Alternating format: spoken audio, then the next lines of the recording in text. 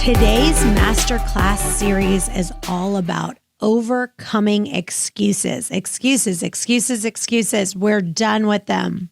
I know for me, I have to coach people and, they come up with this excuse or that excuse. And, sometimes you don't know when the appropriate time to challenge people is.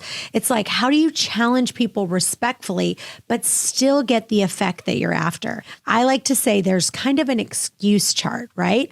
And so we want people to be really dialed into the idea that they can make their goals happen, but they have to get rid of these excuses. Now, there's 3 categories. There's social excuses, there's family and personal excuses, and then there's work excuses. So let me give you some examples. I'm going to use food examples. So social excuses. So you might say, oh, it's Julia's birthday. I have to take a few bites of cake, or I have to go out and drink when everyone else is because it's a party, it's her baby shower, it's this, it's that. It would be rude for me to go to dinner and just not eat at all, right? Let me tell you the story about Nobu. So if you've ever been to Nobu, it's an extremely expensive restaurant in New York City. I'd been to the one in Miami, but I had some people who invited me to go and they said, we're taking care of everything. They really wanted my business for something. And so they were like trying to wine and dine me. And so literally the dinner we had was over $2,000. And I, at the time, had committed to doing a fast. And literally the people that went with me, Heather went with me. She, literally to this day, she still talks about the Chilean sea bass that she had. But they had this thing, there was Wagyu beef. Wagyu beef is $38 an ounce there. So if you had an 8-ounce steak, it was $304 for a steak, Wagyu beef steak. So they were, again, like, get anything you want. My grandmother was there. She's 99 years old and I'm seeing her. And so it was like, here at this time, I made this crazy decision to fast and I didn't want to make excuses. So that night I just said to them, listen, I'm sorry, but I'm fasting, so I'm not going to eat anything. And meanwhile, they did family style. They were like passing the plates and I'm like smelling all the food. But you know what? I didn't make an excuse. So social excuses is number 1. Number 2 is family excuses.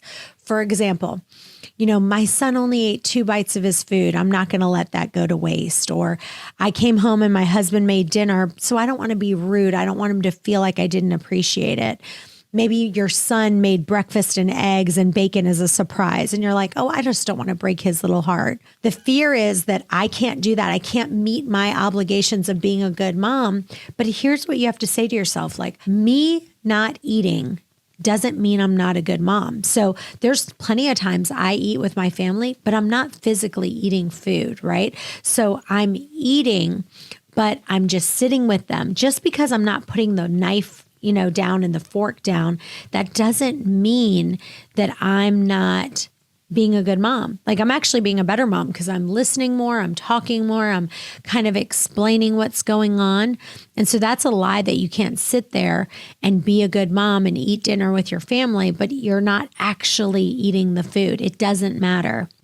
Another excuse is work excuses. So you might say, we're having a potluck today and it smelled so good, I had to participate.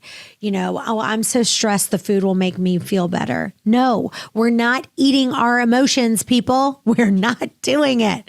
So if you've got to get rid of that snack drawer or get rid of the snacks around you, for me personally, I had a snack drawer and I had healthy snacks in there. But the problem is I still was tempted when I was stressed at work to go into that snack drawer. So for me, I just decided that snack drawer is not going to be there. We used to have vendors bring in like hot and crispy donuts and popcorn and all of this stuff. And we just talked to them and said, you know what? Let's save that for certain times when we know we're going to have it. But just every day having Krispy Kreme and popcorn tins and pretzel tins, like, that's just too much. One of the things I've noticed is that people make excuses, but they do it with the perception that you're letting people down. So you have that feeling that it's like, I feel like I'm going to be letting someone down. And that is what really holds people back. So let me give you some examples to contradict that. For example, my friend Christy, She used to be an English as a second language teacher. She gave an example of where she used to have people bring her cake all the time. She'd have goodies because people from other cultures like to say thank you, right? You'd bring them food and bring them this. So she was like all the time, people would be like, oh, I brought you a cake. I brought you snickerdoodles. I brought you this. I brought you that. And she was like, they would want them to eat it right then. They would be like, oh, eat it, try it, see if you like it. And so she would always say, oh my gosh, I'm so grateful for this. This is so nice of you. I'm not eating until later today. I'm fasting right now, but I'm going to eat later on today and I definitely will try it. But I just want you to know, I am so grateful for this. This was so kind of you. But she didn't fall into that pressure. She didn't fall into letting people down. She was like, my health is more important. I'm not eating right now. I'll tell you my guacamole story. I have this in my book, Waste Away, but I'll tell it again because it's such a good one. As you guys know, I make an incredible guacamole. And when I bring guacamole to a party, it is like flies on poop. So literally everybody they see me coming with the guacamole. I'm not joking you when within 5 minutes, the guacamole's gone. And she didn't want to miss out on it. So what she did, one time I noticed, she took several scoops of guacamole and she put it in the fridge. And I was like, what are you doing? She said, well, I'm not hungry right now, but I'm going to wait until I actually am hungry. But I know if I wait, that guacamole is going to be gone. And she was right. It would have been gone. So she didn't want to miss out, but she took it and she said, I'm not hungry right now. That is what a thin eater does. They wait until they're physically hungry and then they eat. But she decided to put it in the fridge. And when she was hungry, about an hour and a half later to 2 hours later, you saw her. She went in the fridge. She ended up eating that guacamole. So let me ask you this question. How important is your goals to you? Like, do you really want this or not? Because if you say that it's important to you and you say that this is the goal that you want, isn't it worth a little discomfort? So this is about accountability and this is about major routine change. So one of the things you have to ask yourself, so when you're fed the lie of like, am I being a good mom because I'm not actually physically putting a fork to my mouth at the dinner table? Again, you would say, no, I'm being a great mom. I'm sitting down with my son. I'm sitting down with my husband. I'm enjoying dinner with them. Just because I'm not physically putting food in my mouth doesn't mean anything is I'm not any less of a mom. Think about that time with Nobu. Do you think anyone at that restaurant with Nobu didn't have a good time? No, they actually had a better time because I wasn't eating. So they got more of the food. So they're like, yes, I'm getting more food, right? Number two, we had a wonderful time. Nobody was like, oh, it would have been better if Chantel was eating that day. No, nobody cared that I wasn't eating. So here's the thing.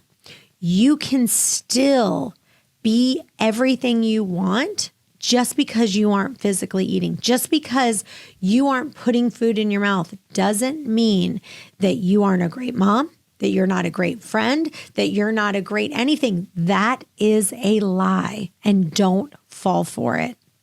And remember this, you're being actually a greater mom because then if you ate this huge big dinner, right?